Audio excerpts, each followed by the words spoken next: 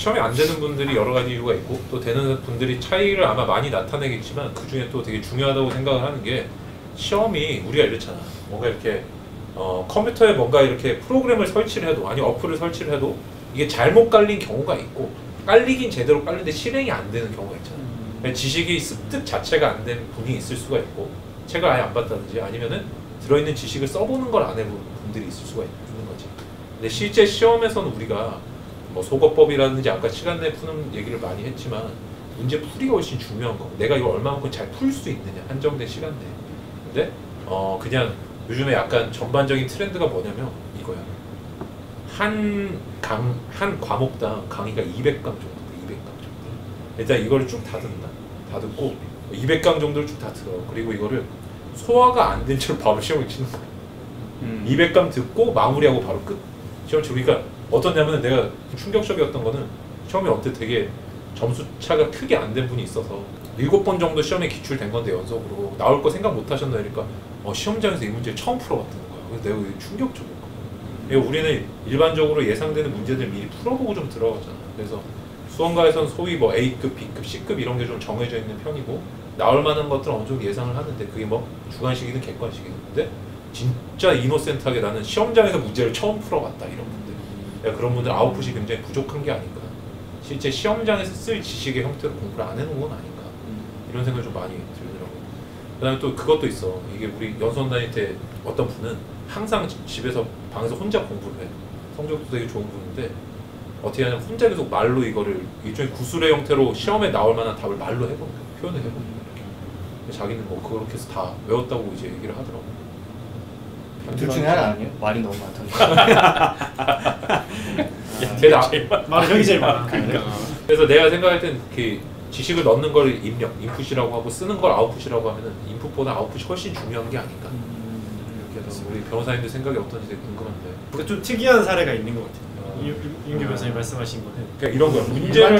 문제를 한 번도 안 풀어보고 막 강의할. 그러니까 제가 이해를 못한 게 이런 것 같아요. 그러니까 인풋만 있고 아웃풋이 없다는 게 이해를 못한 게 아까 말씀드렸듯이 강의를 듣는 거는 공부하는 게 아닌 거라고 생각하기 맞아. 때문에 그러니까 공부를 안 하고 시험장에 들어가는 공부 안 하고 그래서 저는 이해를 못한 거예요. 이게 진짜 딱 완전 표현해.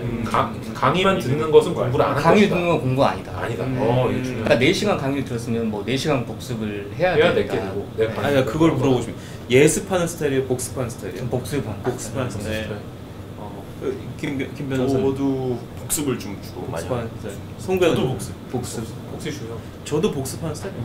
근데 보면은 그 진짜 공부 열심히 하는 애들은 예습을 하는데 그러니까 예습을 해놓고 강의할 때 이해하려고 하는 친구들이 있는데 그게 수험에는 그렇게 적합한 건 아닌 것 같아요. 수험은 외워야 되니까 공부량이 또 굉장히 늘어나. 그렇죠. 예습하는데 시간이 너무 오래 걸려서 복습을 2번 하는 게 좀 더 효율적인 것 같아요. 그래 이제 지치면 안 되잖아요. 수험 생활이라는 걸 마라톤처럼 쭉 해야 되는 거여서 너무 빡세도 안 되는데 그러니까 예습하면 좋겠죠. 근데 이것까지 할 시간이랑 이제 체력이 안 되는 거예요. 그래서 아침에 강의 듣고 그다음에 복습하고 이제 문제풀이 하면은 이제 다음에 이제 시간이 없는 거죠. 네. 그래서 내가 항상 채널 구독자분들한테 얘기한 게 그거거든. 예습을 하긴 해야 되는데 목차만 좀 보고 가라고. 오늘 내가 뭘 하는지만 알고 가라. 어차피 모르는 내용을 읽어도 모른다. 거기에 에너지 쏟지 말고 그냥 강의 열심히 듣든가 하고 이후에 집에 와서 그거 복습하는데 시간 좀 많이 써라. 근데 체력만 되면 예습하는 것도 뭐 당연히 좋을 것 같아요. 체력과 시간이 되면. 네. 근데 예습해도 무슨 말인지 모르겠어. 무슨 말인지 모르니까. 이게 그러니까 딜레마. 효율성을 좀 이게 딜레마야. 뭐냐면은 나는 모르니까 책을 보는 건데 책을 봐도 몰라. 그렇죠. 그러니까 참 그때는 그래서 나는 그렇게 항상 얘기해. 보이는 것만 공부하라는 거죠. 목차만 딱 보고 그냥 그 정도. 모르는 걸로 모르는 것도 나쁘지 않은 것 같아요. 나쁘지 않아요. 어차피 알게 될 거니까 괜찮지 않습니다. 명언하려고 모르는 건 모르는 거 욕심이 좀 있네. 부담감 버려. 명언을 지금 명언이 나쁜데? 명언을 하려고. 명언이 아니라 허언인데 허언. 아니 그래서 보면은 그러면 질문을 조금 바꿔서 아까 우리 안 변호사님이 또 얘기를 해줬지만 강의만 듣고 공부가 끝났다고 하는 사람들 위해서 혹시 해주고 싶은 말이 있는지. 안 변호사님 일단 그건 공부가 아니다라고 얘기를 해주셨고 우리 주 변호사님은 생각이 어떤지. 그러니까 결국에는 내가 이거를 시험장에서 현출을 해내지 않으면 nothing인 건데 내가 주관식이면 적어낼 수 있는가 아니면 객관식이면 내가 답을 갈라낼 수 있는가 라는 기준을 세워 공부를 해야지 내가 뭔가를 들었으니까 안심하고 넘어가도 된다라는 거는 뭐 아무것도 아닌 거고 그거는 어떤 학위를 따시고 뭐 이런 기나긴 공부 과정에 있다면 좋은 얘기 많이 듣고 이런 도움이 되시겠지만 그거를 내가 답을 갈라내는 데 있어서는 전혀 도움이 안 되는 거고 결국에는 내가 지금 저 사람이 얘기한 강의를 이해했다는 걸 어떤 식으로든 확인을 해야 되는 게 가장 중요한 것 같습니다. 혹시 주 변호사님 확인하는 방법이 있었는지? 저는 진짜 그 양질의 문제를 많이 풀려고 노력했고요. 저는 남들이 안 하는 건 안 했던 것 같습니다. 그리고 남들이 한다고 하는 거는 다 해보려고 하는 그런 차원에서 그러면 혹시 문제풀이 강의를 또 수강하는 학생들이 있거든요. 그건 어떻게 생각하세요? 그러니까 다른 사람이 풀어주는 걸 또 보는 거예요, 이렇게. 그거는 그렇게 바람직하진 않아요. 맞아요. 왜냐면 어떤 주제를 인식을 해서 이거는 아니고 이거는 어때서 어떤 게 답이다라는 이르는 그 사고 과정을 설명해 주는 강의는 없다고 보고요. 근데 이거는 이래서 이게 답이다라고 할 뿐인데 나는 그렇게 생각하지 않거든요. 근데 그렇게 생각하지 않지만 그 답에 이를 수 있는 방법은 워낙 많은 게 경로가 있고 사람마다 사고는 다르고. 그렇죠. 근데 강사는 그냥 이건 3번이라고 하는 이런 방식의 문제풀이는 사실은 나중에 기억도 안 나고 공도 안 돼요. 나는 이 문제를 접했을 때 일단 1번, 5번을 제끼어 놓고 나머지 2, 3, 4에서 본다라는 내 방법이 있는 거기 때문에 남이 풀어주는 뭐 문제풀이 강의 자체는 그렇게 큰 의미는 없는 것 아닌가. 대리만족하는 것 같은데요. 그렇죠. 네. 남이 잘 푼 거 보고 나도 저렇게 할 수 있을까? 뭐 정도. 이 과정을 따라왔으니 나도 저렇게 될 거야. 저도 그거는 정확히 공감하는 게 남이 풀어준 문제풀이 물론 효과를 볼 수도 있겠지만 나랑 저랑 상황이 다른 게 그걸 풀어준 사람은 이게 답이 뭔지 알고 설명을 해주는 거예요. 맞아. 그러니까 가장 효율적으로 설명하는 방법을 고민하고 나왔을 거고 그러니까 누가 봐도 술술술술 딱 나오는 건데 나는 이 문제를 봤을 때 모를 확률이 더 높을까?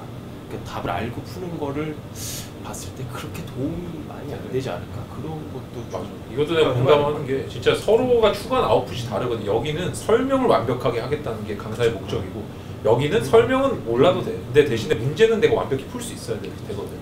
이게 서로 추구하는 게 다른데 보다 보면은 대리만족을 하거나 또 어떤 타입도 있냐면은 강사처럼 되고 싶어하는 분들이 있어. 특히 수능 영어 이런 거. 사실 영어는 완벽하게 해석 못하고 안 해도 사실 문제가 풀리는데 마치 진짜 강사 선생님처럼 다 문법은 여긴 뭐고요, 여긴 무슨 뜻이고 다 이렇게 하려고 그런 거는 내가 보기에 전문 번역가나 이런 분들이 하는 게 아닌가 그런 생각이 또 들어서 우리 송 변호사님은 어떻게 또 생각을 하는지. 문제풀이 강의를 들어야 되느냐 이 문제랑 한 200강을 쭉 듣고 시험장에 들어가는 사람 이 두 사람이 다 비슷한 그냥 자기 스스로 공부를 하기 싫은 거지. 아 남한테 맡긴다. 그냥 편하게 떠먹으니까 그렇지.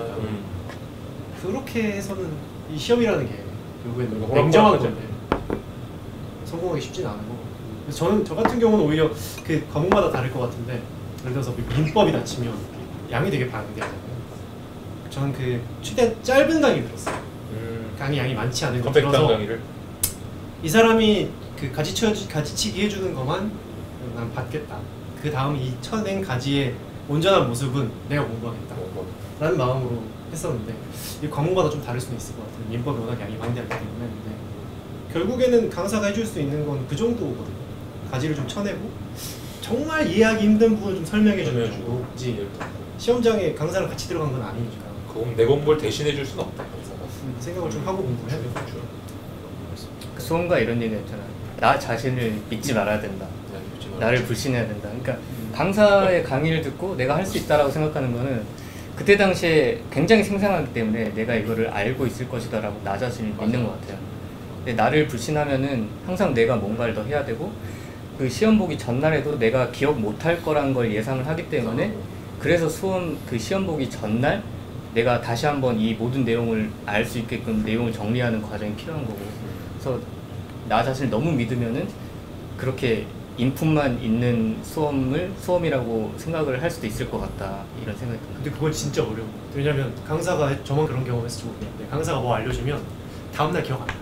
그치. 기억 안 나. 솔직히 기억 안 나. 기억이 안 나. 그 자신감이라는 것이 어마어마한 자신감인 거. 강사 말만 듣고 시험장 들어가면 들어간다. 그건 사실 공부가 아니다. 우리가 준비한 거는 여기까지니까 그러면은 뭐 번외로 그냥 혹시 각자 암기 비법 같은 걸 좀 소개를 해줄 수 있는지. 아무래도 우리가 사법 시험에 합격했다 이러면 암기하는 게 남다를 것이다 이렇게 생각하는 경우가 많은데 없으면 얘기 안 해도 돼요. 준현 혹시 할 얘기 없어요? 다 외우셨어. 아니. 저는 무식하게 좀 많이 써봤던 것 같아요. 써보기도 하고. 윤경이 제일 하지 말라고. 아니 뭐 이거 얘기하지만 안 맞네. 아니 그게 아니고 그 정지한 걸 쓰는 거 뭐 별로 상관없지. 깜지하지 말라. 깜지 그래. 아 깜지는 아니고. 500페이지 책을 처음부터 끝까지 깜지하는 분들이 계셔. 그거는 손이다. 그래. 볼펜에서만 기분 좋지. 어떤 걸로 하자. 성실한. 가장 불성실하게 저기 보이는 분이 있어. 불성실할까? 그러니까 암기 보통 암기할 때 저희가 뭐 암기가 먼저냐 이해가 먼저냐 이렇게 늘 고민을 하는데 사실은 이 두 개는 되게 거의 같다고까지 못해도 굉장히 밀접한 연관 관계가 있는 것 같고 암기가 되다 보면 이해가 되고 이해가 돼야 암기가 더 빨리 되고 전혀 생판 이해가 안 되는 게 암기가 될 리는 만무한 일이니까 근데 결국에는 바꿔 얘기하면 이해가 정 안 되면 암기라도 일단 하면 나중에는 이해가 뒤에 거를 다 알고 나면 또 이해가 되는 경우가 있어서 암기가 생각보다는 수험에서는 굉장히 중요한 것 같고 암기를 잘하려면 불필요한 건 아무튼 다 쳐내야 되는 그런 용기가 필요한 것 같고 저는 이렇게 두 문자 많이 땄고요. 네. 몇 개 정도였어? 뭐 그 개수로까지는 모르겠어요. 근데 어떤 주제를 생각했을 때 바로 딱 뭐가 나올 수 있는 정도는 핵심 정도는 두 문자를 땄던 것. 이게 공부하고 나서 두 문자 따는 거하고 처음부터 두 문자만 외우는 분들은 그거는 또 두 문자가 두 문자도 생각이 안 나죠. 처음부터 그렇게 따기 시작하면. 심지어 그 있잖아 노래 가사로 따면은 노래 가사가 생각나고 그렇죠. 뭔지 기억이 네. 안 나는데 요즘에 다들 공부를 그렇게 하거든. 그러니까 처음부터 책을 사면 두 문자 스티커를 같이 나눠줘. 그래서 수험생은 그것만 외워. 그렇게 되면 그러니까 예를 들어 두 문자가 5개인데 네 번째 두 문자가 필요하면 이해하고 두 문자라면 이게 바로 떠오르는데 네 번째 두 문자 생각하려면 처음부터 아까 노래하듯이 처음부터 머릿속으로 노래 가야 이게 나와야 이게 맞아요. 생각나니까 그거는 좀 위험한 그러니까 이게 사람들한테 내가 아예 두 문자 쓰지 말라고까지 얘기를 하는 게 그냥 왜냐면은 너무 이런 풍토가 조성돼 있어. 다시 얘기해. 아니 그게 아니 그러니까 이게 아니 너무 그쪽으로 가지 마라. 내가 그러니까 차라리 세게 실제 얘기를 의도를. 해서 세게 얘기를 해서 그냥 사람들이 그냥 처음에 이해부터 좀 하고 시작하고 두 문자 원래 저는 두 문자는 좋다고 생각하는데 좋지. 이 스터디나 이런 데서 어떤 영역을 공부해서 이런 걸 이제 얘기를 해줘야 되고 이런 부분들 혹은 이제 말씀하신 것처럼 처음부터 이제 두 문자를 따오는 경우가 있어요. 근데 이게 내 감성이랑 안 맞는 경우가 있어요. 전혀 안 맞죠. 그래서 저는 두 문자는 좋은데 자기 감성대로 만들었으면 자기가 따야 된다. 네. 공부하고 나서 자기가 네. 뭐 목차를 갖고 네. 따든 뭘로 따든 이런 어쩔 수 없이 암기를 해야 되는 부분이 있는데 그거는 남이 갖고 온 것보다는 그건 참고는 할 수 있대. 그 남이 갖고 온 게 내 감성이랑 안 맞으면 절대 안 외워지거든. 자기가 압축을 해야 되는데 남이 해온 거를 그냥 외우는 건 별 의미가 없다. 이런 그런 의미로 나는 두 문자를 쓰지 마. 남이 만들어준 두 문자를 쓰지 마. 정확히. 그게 워낙 많으니까. 사실 두 문자 안 외우고 하는 경우 잘 없으니까 다 쓰니까.